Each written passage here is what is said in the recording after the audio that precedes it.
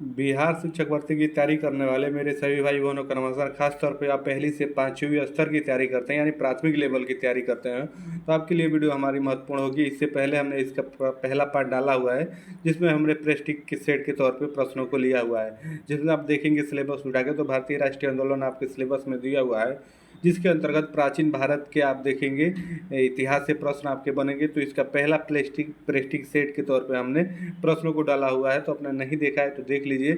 उससे आपके स्तर का पता चलेगा कि आपकी तैयारी किस स्तर की है। आप जान सकते हैं कि आप कितने प्रश्नों को सही कर रहे हैं। आइए उसी के दूसरे वीडियो को देखते हैं, अगले प्रश्नों को किस प्रकार के प्रश्न आपको देखने को मिलेंगे। तो पहला प्रश्न आप देखेंगे, सारनाथ में पहला प्रवचन किसने दिया, आपको ये बताना है। तो आपके महावीर ने, शंकराचार्य ने, महात्मा बुद्ध ने, आपके उसके बाद गुरु नानक ने। तो आपको ये बताना है कि सारनाथ में अपना प्रथम प्रवचन किसने दिया। तो आप देखेंगे कि सारनाथ में प्रथम प्रवचन आपके महात्मा बुद्ध ने दिया था, तो इसलिए आपका इसमें तीसरा विकल्प सही हो जाएगा। आइए ऐसे अगले प्रश्न को देखते हैं। तो अगले प्रश्न में देखेंगे, इसमें आपसे पूछा है कि निम्नलिखित में से प्राचीनतम राज्यवंश कौन सा है। प्राचीनतम सबसे पुराना राज्यवंश कौन है, आपका मौर्य, गुप्त, कुषाण, आपके कौ। आपको ये बताना है इसमें सबसे पुराना कौन है। तो जो आपका मौर्य वंश है सबसे पुराना है, तो इसमें आपका पहला सही हो जाएगा। आइए ऐसे अगले प्रश्न को देखते हैं। तो अगले में देखेंगे, आपसे पूछा है कि चंद्रगुप्त मौर्य के दरबार में भेजा गया यूनानी राजदूत कौन सा। आपको ये बताना है, कौटिल्य, सेल्यूकस, मैग्नीज, उसके बाद जस्टिस। आपको ये बताना है कि कौन सा। इसमें आप देखेंगे जो मैग्नीज था वो हो जाएगा, तो इसलिए आपका इसमें तीसरा विकल्प सही हो जाएगा। आइए ऐसे अगले प्रश्न को देखते हैं। तो अगले प्रश्न में देखेंगे, आपसे पूछा है शिलालेखों में किस राजा को देवानाफियो डिस्ट्रिक्ट कहा गया है। आपका प्रियदस्ती कहा गया है, अशोक, हर्ष, बिंदुसार, उसके बाद आप देखेंगे चंद्रगुप्त मौर्य। तो इसमें किसको कहा गया है, आपको वही बताना है कि अशोक को कहा गया है, इसलिए आपका इसमें पहला विकल्प सही होगा।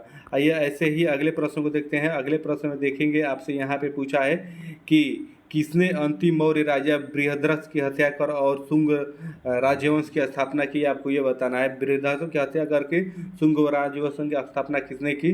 तो आपके वासुमित्रा, देवभूति, उसके बाद पुष्यमित्रा, आपके भागवरदा। आपको इसमें बताना है किसने स्थापना की। तो आप देखेंगे कि इसमें पुष्यमित्रा हो जाएगा, मित्र हो जाएगा, तो इसलिए आपका विकल्प इसमें तीसरा सही होगा। आइए ऐसे अगले प्रश्न को देखते हैं। तो अगले में देखेंगे, आपसे पूछा है कि विक्रम चोल साम्राज्य की राजधानी कहाँ थी। आपको ये बताना है जो विक्रम चोल साम्राज्य था उसकी राजधानी कहाँ थी। तो आपके यहाँ पे ऑप्शन दिए हुए हैं, तो ऑप्शन के हिसाब से आप देखेंगे तो रैयम हो जाएगा, यानी पहला ही आपका ऑप्शन सही हो जाएगा। ऐसे ही अगले प्रश्न को देखते हैं। तो अगले प्रश्न में देखेंगे, आपसे यहाँ पे पूछा है कि गुप्त युग का प्रवर्तक कौन था। आपको ये बताना है गुप्त युग का प्रवर्तक कौन था। घटोत्कच, आपका उसके बाद श्रीगुप्त, उसके बाद चंद्रगुप्त मौर्य, समुद्रगुप्त। तो आप देखेंगे कि ये श्रीगुप्त हो जाएगा, तो इसलिए दूसरा आपका ऑप्शन इसमें सही हो जाएगा।